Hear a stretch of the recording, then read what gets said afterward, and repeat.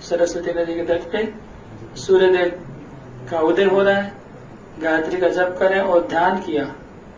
तो ध्यान करके वो भविष्य में आने वाले लोग कैसे होंगे वो उन्होंने ध्यान किया। तो उन्होंने देखा कि भविष्य में आने वाले लोगों की बुद्धि बहुत कम है, बहुत चंचल है और मेमोरी बहुत कम हो जाएगा, उनका याद कुछ नहीं रख पाएंगे और हमेशा डिस्टर्ब रहेंगे। मतलब कभी मन डिस्टर्ब है तो कभी बॉडी डिस्टर्ब है, कभी तो वो डिस्टर्ब, कभी वो डिस्टर्ब, हमेशा डिस्टर्ब रहेंगे।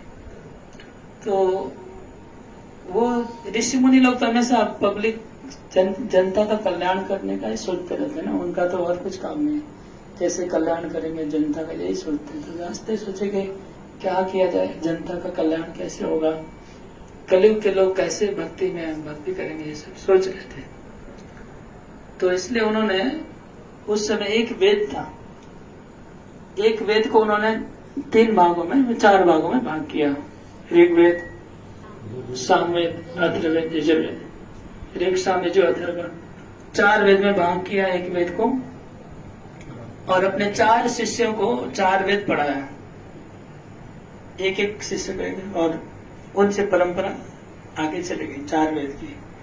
ये कोई द्विवेदी, त्रिवेदी, चतुर्वेदी होते हैं ना, बहुत नाम, कोई शाखा व्यासदेव से चालू हो रही है, द्विवेदी, चतुर्वेदी, त्रिवेदी सब। त्रिवेदी मतलब 3 वेद के जानने वाले, पढ़ने वाले, द्विवेदी 2 वेद पढ़ने वाले, चतुर्वेदी 4 वेद पढ़ने वाले, ऐसी परंपरा चल रही। 4 वेद की रचना की, उसके बाद तो वेद में सबका एंट्री नहीं था, है ना, वेद सब लोग नहीं पढ़ सकते हैं, ब्राह्मण के सिवा और कोई नहीं पढ़ सकता है, इसलिए भी पुराणों की रचना की। वेद का अर्थ भी मतलब सब लोग नहीं समझ सकते, कल भी हम लोग सुन रहे थे। तो पुराण बहुत सरल है, कोई भी समझ सकता है पढ़ के। पुराणों में 18 पुराण की रचना की व्यासदेव ने, 18 पुराण की रचना की। लेकिन पुराणों में क्या है, ज्यादातर कर्मकांडी मतलब सब धर्म, अर्थ, काम और मोक्ष, इसका ही वर्णन है 18 पुराण में। तो वो सब करने के बाद भी मतलब सेटिस्फेक्शन नहीं हुआ, तो उन्होंने 108 उपनिषद की रचना की, वेदांत सूत्र की रचना की, वेदांत की रचना की, वेदांत सूत्र की रचना की। वेदांत सूत्र बहुत कंडेंस फॉर्म होता है, वेदांत सूत्र मतलब कंडेंस है, शास्त्रों का निचोड़। उसको पढ़ने के लिए भी बहुत ही प्रखर व्यक्ति पढ़ सकता है, वेदांत सूत्र कोई नहीं पढ़ सकता है, ऑर्डिनरी आदमी, बहुत कठिन होता है, न्याय पढ़ना चाहिए, बहुत सारा पढ़ने के बाद वेदांत पढ़ सकते हैं। तो फिर उन्होंने महाभारत की रचना की। महाभारत ऐसा सब्जेक्ट था कि कोई भी पढ़ सकता है, स्त्रियां भी पढ़ सकती है, पुरुष भी पढ़ सकते हैं, ब्राह्मण भी पढ़ सकते हैं, शूद्र भी पढ़ सकते हैं। तो महाभारत की रचना की। महाभारत उनका बहुत बड़ा, सबसे बड़ा कंट्रीब्यूशन था एक्चुअली। महाभारत करके उनको बहुत, ऐसा ग्रंथ कभी हुआ नहीं था पहले, इतना बड़ा ग्रंथ महाभारत, 1 लाख श्लोक। महाभारत की रचना की और उसके अंदर भी गीता भी था, महाभारत के अंदर ही गीता है, आपको पता होगा। इतना कुछ करने के बाद भी व्यासदेव के मन में सेटिस्फेक्शन नहीं था, संतोष नहीं हुआ। उनको कुछ कमी लग रही थी कि मेरे में अभी भी कुछ कमी है, अभी भी आत्मा पूरा तृप्त नहीं हुआ, जैसी तृप्ति मिलनी चाहिए वो नहीं मिल रही इतना कुछ करने के बाद। तो वो टेंशन में, तो क्या बात है। मैंने फिर जब भी हम लोग कभी कभी जब टेंशन होता है या कुछ अच्छा नहीं लगता है तो हम लोग कहाँ गलती हो गया सोचते हैं ना, क्या सोचते हैं कि क्या गलत खाना खा लिया, पहले तो यही सोचते होंगे। फिर सोचेंगे ना, तो मैंने किसी को कुछ बोल दिया, मेरा किसी के चरण में अपराध हो गया कि नहीं, कोई मेरे से नाराज होगा इसलिए लगता है मेरा मन डिस्टर्ब है। भक्त लोग तो पहले यही सोचेंगे, अगर कोई अच्छा डिवोटी पहले यही सोचेगा कि मैंने कहीं किसी को गलत कर दिया लगता है इसलिए मेरे को, भक्त लोग पहले यही सोचेंगे, कोई भी अच्छा आदमी यही सोचेगा। तो उन्होंने भी सोचा कि मैंने माता पिता का तो सेवा ठीक से किया है, गुरु का सेवा भी किया है, अग्नि की मैंने पूजा जन्म से करता रहा हूँ। कभी अग्नि का यज्ञ, कभी हमने बंद यज्ञ डेली करते थे। सूर्य की पूजा हमेशा की है। बूढ़ों की सेवा की है, गरीबों की, गाय की सेवा, ब्राह्मणों की सेवा की है। मैंने कभी कोई अपराध कमी नहीं है मेरे में। इसके बाद मैंने जनता के कल्याण के लिए भी मैं रत हूँ। हमेशा वेदों का संकलन किया, महाभारत सब कुछ किया। लेकिन अभी भी मेरा मन क्यों असंतुष्ट है? अभी भी मेरे मन में तृप्ति क्यों नहीं हो रही है? इसका कारण क्या हमें समझ में नहीं आ रहा है। तब उन्होंने गुरुदेव को स्मरण किया। जब आदमी अपने से प्रश्न का हल नहीं होता है, बहुत परेशान हो जाएंगे, तब गुरुदेव के पास। जैसे अर्जुन पहले खुद प्रयास किया, बहुत कुछ बैक एंड फोर्थ आर्ग्यूमेंट देता गया। लास्ट में कार्पण्य 200 करके शरणागत हो गया। पहले अपना बड़ा ही चला है। जैसे हम लोग पहले अपना अपना सोचते, फिर नहीं होने से लास्ट में गुरुदेव के पास अप्रोच करना चाहिए। कुछ लोग, नहीं बोलना चाहता हूँ, गुरुदेव से नहीं दूसरे किसी से सलाह लेते हैं। किससे लेता हूँ अभी सीक्रेट छोड़ दिया, आप लोग समझ लीजिए किससे लेते हैं। घर में जो गृह मंत्री है वो चलते रहते हैं। और गृह मंत्री कहाँ ले जाएंगे तो पता है आपको। तो वेरी गुड। तो अब क्या हुआ कि व्यासदेव ने गुरुदेव का स्मरण किया और तुरंत नारद मुनि नारायण प्रकट हो गए। व्यासदेव के आश्रम में आए तो नारद मुनि आए। जैसे व्यासदेव ने तुरंत उनको स्वागत किया, उनको चरण प्रक्षालन किया, बैठने का आसन दिया, उनका पूजा किया। पूजा करके उनके चरणों में बैठ गए। बैठ के फिर उनको पूछा। पहले नारद मुनि ने पूछा कि व्यासदेव तुम्हारा कुशल मंगल है? तो व्यासदेव ने कहा, गुरुदेव आप तो अंतर्यामी, आप सब जानते हैं, कुशल मंगल नहीं, मैं तो परेशान हूं। मैंने बहुत कुछ किया, मेरे को कोई कमी नजर में नहीं आ रही। मैंने अपना परीक्षा पूरा कर लिया, लेकिन फिर भी मेरे को आंसर नहीं मिल रहा है। आप ही आंसर दीजिए कि क्या कमी है मेरे में, मेरे को नहीं समझ में आ रहा है। तब नारद मुनि ने कहा कि तुमने जो परीक्षा कर लिया वो सब प्रश्न को तो ठीक है, तुमने गुरु पूजा किया है, पेरेंट्स का पूजा किया है, समाज सेवा किया है, सब कुछ ठीक है, लेकिन एक चीज तुमने बड़ा चीज नहीं किया है। वो क्या है? तुमने बहुत शास्त्रों की रचना की, लेकिन ऐसे शास्त्र की रचना नहीं की है जो केवल भगवान को प्रिय है और भगवान के भक्तों को प्रिय है। वो शास्त्र तुमने रचना नहीं किया है। तुम वो शास्त्र की रचना करो जो शास्त्र केवल भगवान को प्रिय है और उनके शुद्ध भक्तों को प्रिय है। वो कौन सा शास्त्र है? श्रीमद् भागवतम। तो श्रीमद् भागवतम की तो रचना करो, और श्रीमद् भागवतम भगवान को बहुत प्रिय है, अच्युत भगवान को, और अच्युत भगवान के जो भक्त है उनको भी प्रिय है। तो वो लोग संतुष्ट हो जाएंगे, तब तुमको संतुष्टि मिलेगी, तुम्हारे आत्मा में तृप्ति होगी। तो क्यों, क्या 18 पुराण भगवान को प्रिय नहीं है कि भक्तों को प्रिय नहीं है? क्यों ऐसा कहा गया कि ये जो शास्त्र है वो भगवान को प्रिय है, भक्तों को प्रिय है? तो आगे जो कुछ लिखा वो उसका क्या हुआ? कौन बोल सकता है? भगवान की वाणी उसमें भी है,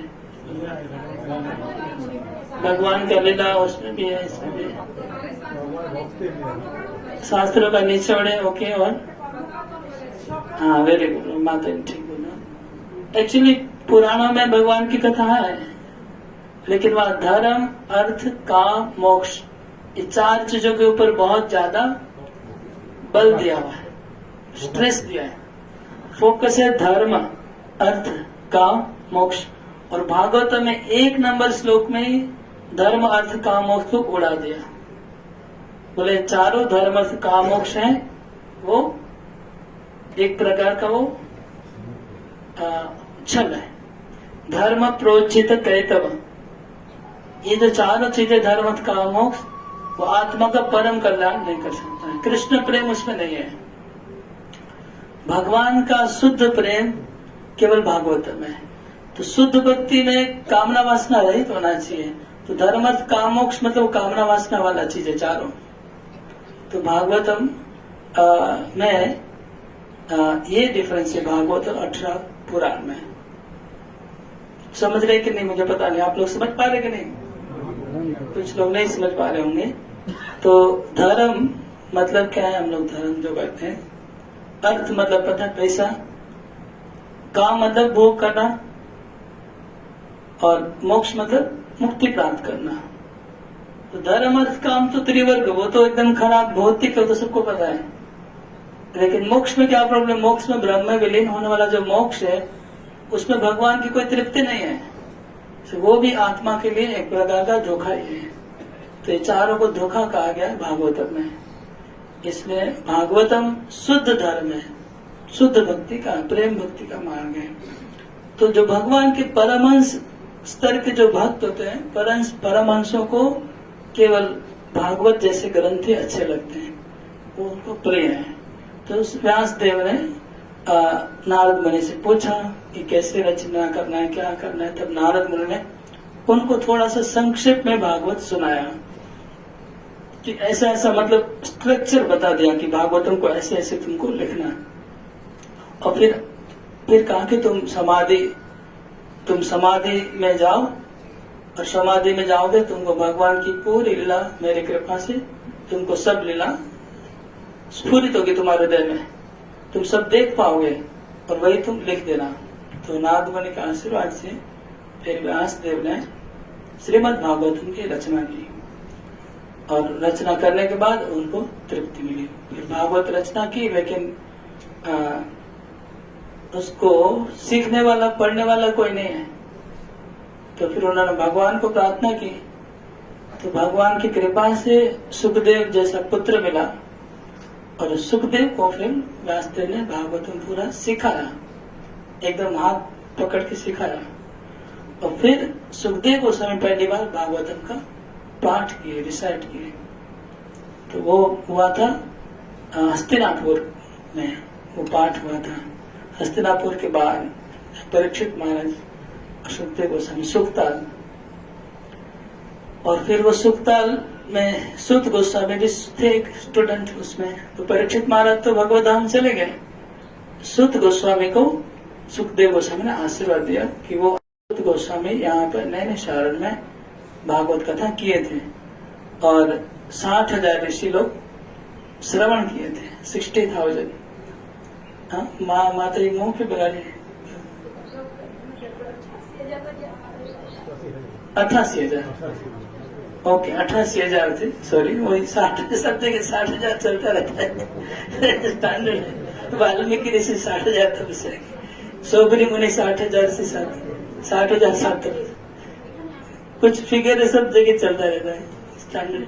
तो 88,000, 88,000। तो अब वो पूछ रहे थे, प्रभु जी हमको देखना है सुध गोस्वामी कहाँ पाठ किए थे, अभी पूछ रहे थे खेतन जी। देखिए ये पूरा नैमिषारण्य, 88,000 लोग तो ऐसे छोटे घर में नहीं बैठ सकते ना, ये पूरा नैमिषारण्य में कथा हुआ था, समझ लीजिए, ठीक है ना। इधर हम आगे जाएंगे, एक छोटा सा पहाड़ है, हम लोग जहाँ ठहरे, वो पहाड़ के ऊपर छोटा सा मंदिर है, शुद्ध गद्दी। तो अभी उधर भक्तों ने एक स्थान बना दिया है कि ठीक है यहाँ शुद्ध गोस्वामी की गद्दी बना दी, लेकिन वो 5,000 साल पहले इसी अरण्य में बैठे थे कहीं पर भी, ठीक है ना, ऐसा स्पॉट। अब भक्तों ने एक बना दिया शुद्ध गद्दी मंदिर, हम लोग देखेंगे। वो बोलते कि यहाँ उनका आसन था, लेकिन वो जगह में 10 जन बैठ सकते हैं मैक्सिमम, तो 88,000 लोग नहीं बैठ सकते जहाँ पर शुद्ध गद्दी अभी है। तो ठीक है ना, उधर उसी पहाड़ के ऊपर समझ सकते कि बैठे होंगे ऋषि लोग, लेकिन वो प्रणाम करने के लिए एटलीस्ट गद्दी बना दिया ताकि आप प्रणाम कर सकें। तो हम लोग यहाँ व्यासदेव को प्रणाम करेंगे, दर्शन करेंगे। इस मंदिर के ठीक ऑपोजिट में मनोशत्रुप का मंदिर है, और मनोशत्रुप की मैं यहाँ ही बोल दूंगा कथा कि वहाँ बैठ नहीं पाएंगे। फिर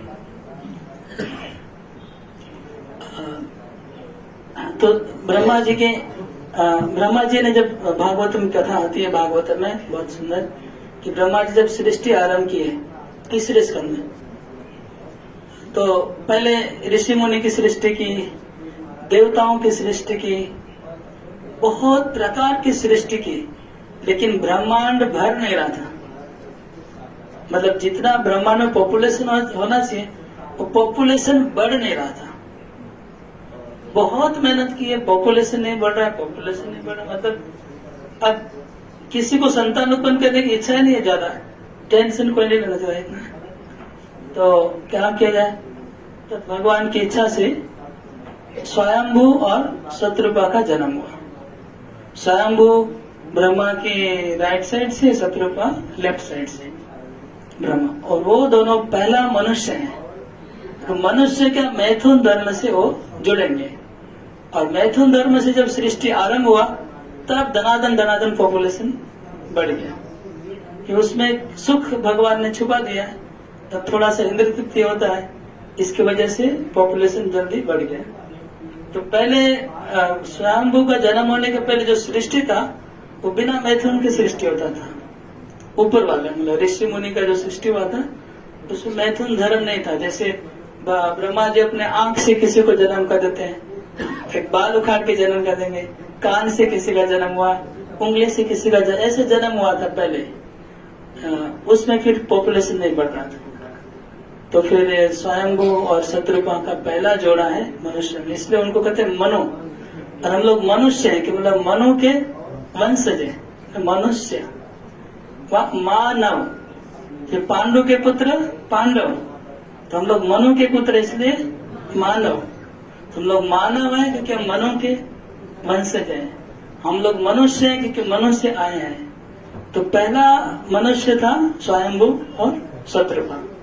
ये लोग बहुत स्पेशल है क्योंकि भगवान के पावर है इसके अंदर, भगवान की शक्ति है। लोग पहला मनुष्य है ये स्वयंभू शत्रुपा। तो ब्रह्मा जी से उनका जन्म हुआ, और फिर ब्रह्मा जी ने उनको कहा कि आप लोग तपस्या करिए, क्योंकि आप लोग को आगे संतान सृष्टि बढ़ानी है, लेकिन संतान करने के पहले तपस्या करनी है। तो स्वयंभू शत्रुपा ने यहाँ पर ऐसे करके इस स्थान में गोमती नदी के किनारे नैमिषारण्य में आके वो दोनों ने तपस्या किया था, हजारों वर्ष तपस्या करने के बाद फिर भगवान कृष्ण हुए, प्रकट हुए। तो भगवान ने पूछा क्या चाहिए, कि हम लोग को संतान चाहिए, आपके जैसा संतान चाहिए, ऐसा उन्होंने वरदान मांगा।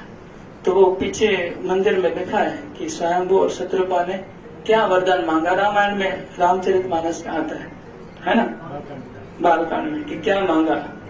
तो स्वयंभू मनन मांगा आपके जैसा पुत्र चाहिए, आता है तुम्हें समा पुत्र। हाँ मैं आऊंगा। तो फिर कैसे है भगवान? भगवान ने प्रार्थना की गाय की, जब भगवान को मैं वरदान दिया हूँ, मनुष्य को बोले कि आप जाओ पहले वहाँ पर राज्य करो, और मैं कैसे आए भगवान ये बताइए, कौन से रूप में आए? राम जी के रूप में। रामचंद्र तो बहुत बाद में है। राम जी के रूप में, राम जी के रूप में। हाँ रामायण करते ही नहीं, ओके ठीक है। तो ऐसा है कि स्वयंभू और शत्रुपा के दो पुत्र हो गए, प्रियव्रत और उत्तानपाद, है ना, और 3 पुत्रियां थी, देवहूति, आकुति, प्रसूति। तो देवहूति के पुत्र भगवान आए कपिल देव, और आकुति के पुत्र भी भगवान थे यज्ञ, और प्रसूति भी ब्याही थी शायद शिव जी से, तो वो भी भगवान हो गए। तो 3 बेटियों को तो भगवान मिल गए डायरेक्ट, और उत्तानपाद का पुत्र ध्रुव महाराज बना, उसको भी भगवान मिले, और प्रियव्रत भी भगवान का बहुत बड़ा भक्त हुआ, वो स्वयं भगवान का पावरफुल भगवान, उस प्रियव्रत से आगे ऋषभदेव भगवान आए। तो पूरे उनके परिवार में भगवान बहुत रूपों से प्रकट हो गए, स्वयंभू और शत्रुपा।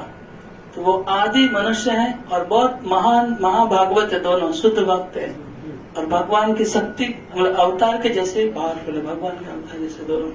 तो वो हम लोग उनका दर्शन करेंगे, इधर उनका आश्रम है पीछे, और कुछ लीलाओं की प्रदर्शनी है, वो सब देख के फिर अपना कीर्तन करते करते वापस अपने चक्र अपना आश्रम में जाएंगे।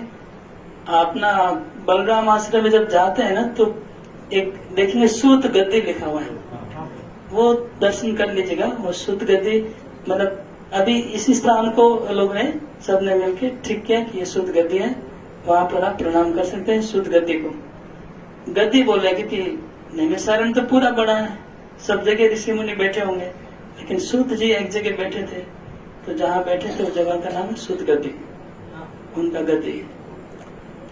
हरे कृष्ण। कोई प्रश्न है? वो इतना हजार मुनि ऋषि बैठा हुआ था तो कैसे सुनते थे? सुनने का क्या है ना, उस समय इतना साउंड पॉल्यूशन नहीं था। पेड़ व जंगल साउंड पोल अभी मायापुर में ना, हम थोड़ा सा आवाज करेंगे ना पूरा बिल्डिंग में सुनाई पड़ता है। हमारा सीनियर गुरुचर आश्रम में पूरा, क्यों, बहुत साइलेंट प्लेस है। तो आगे के जमाने में बहुत साउंड पोल्यूशन नहीं था। आप देखिए शहर में कितना जोर से बोलना पड़ता है, यहाँ आस्ते से बोलने से हो जाता है। तो साउंड पोल्यूशन नहीं था, गला अच्छा था। हम लोग कलियों का गला है, तुरंत खराब हो जाता है, मेडिसिन खाना पड़ जाए, ठीक है। तो अच्छा गला था, गाते थे तो सब सुन पाते थे। हाँ, सोने का सीता का बात करता हूँ। जब हम लोग रास्ते में आए तो भगवान रामचंद्र जब दशाश्वमेध यज्ञ कर रहे थे तो गोल्डन सोने की सीता बना के पास में बिठाए थे। तो ये कथा आती है, भक्ति रसामृत सिंधु में रूप गोस्वामी ने कोट किया है। कथा शायद पद्म पुराण में आती है। पद्म पुराण में कथा आती है कि जो सोने की सीता थी, वो जितने यज्ञ किए उतनी सोने की सीता बनाई, एक नहीं, सैकड़ों सोने की सीता बनाई।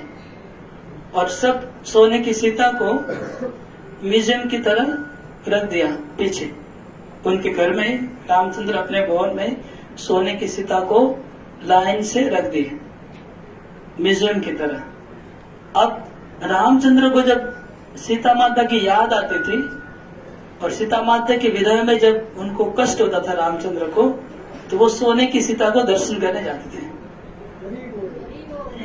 मतलब भगवान को भी, भगवान पत्थर नहीं, उनको भी प्रेम है, हाँ, सीता माता के प्रति। वो भी रोते हैं सीता के विरह में। तो जब उनको सीता के विरह में रोना आता था तो वो जाते थे कहाँ, वो सोने की सीता देखने। तो वहां पर सैकड़ों सोने की सीता थी, एक नहीं।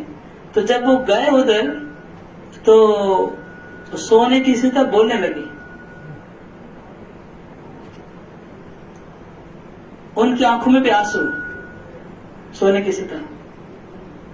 देखिए, एक आदमी जब पत्थर में, हम लोग जब प्राण प्रतिष्ठा करते हैं तो हम मानते हैं कि साक्षात भगवान प्रकट है। तो भगवान जब प्राण प्रतिष्ठा करके यज्ञ में बैठे तो उसमें प्राण नहीं रहेंगे, है कि नहीं? सोना होगा तो क्या होगा, अगर भगवान उसको पूजेंगे तो प्राण नहीं आएगा उसमें। तो सब सीता तो प्राणवंत हो गई, सब सोने की सीता प्राणवंत हो गई। तो जब रामचंद्र दर्शन करने गए तो सीता बोलने लगी कि हे प्रभु, हे स्वामी, आपने तो हमको पत्नी रूप में स्वीकार किया है, हम तो आपकी पत्नियां हैं। तो आप हमारे पति है तो हमको पत्नी सुख नहीं मिलेगा क्या? हम कैसे ही पुतली की जैसे खड़ी रहेंगी? सीता माता बोली, वो सोने की सीता। तब रामचंद्र ने कहा कि मैं एक पत्नी व्रतधारी हूँ। बोले फिर हम लोग आपने क्यों यज्ञ में बिठाया? बोले मैं आप लोग को आशीर्वाद देता हूँ कि आप सब, मेरा दूसरा अवतार होगा, गोकुल में मैं कृष्ण बन के जन्म लूंगा और आप सब गोपियां बन के जन्म लोगे। तो फिर आप लोग सब मेरी रासलीला में भाग लोगे। ये घटना पूरा पद्म पुराण में लिखा है, भक्ति रसामृत लिखा है। तो वो जो सोने की 108 सीता थी, वो 108 गोपी बन के गोकुल में उनका जन्म हुआ और वो कृष्ण की रासलीला में भाग लिए। बोलो सीता मैया की जय, रामलीला की जय, रामलीला कृष्ण लीला कनेक्शन की जय। पहली बात भक्ति रसामृत सुंदर लिखा है।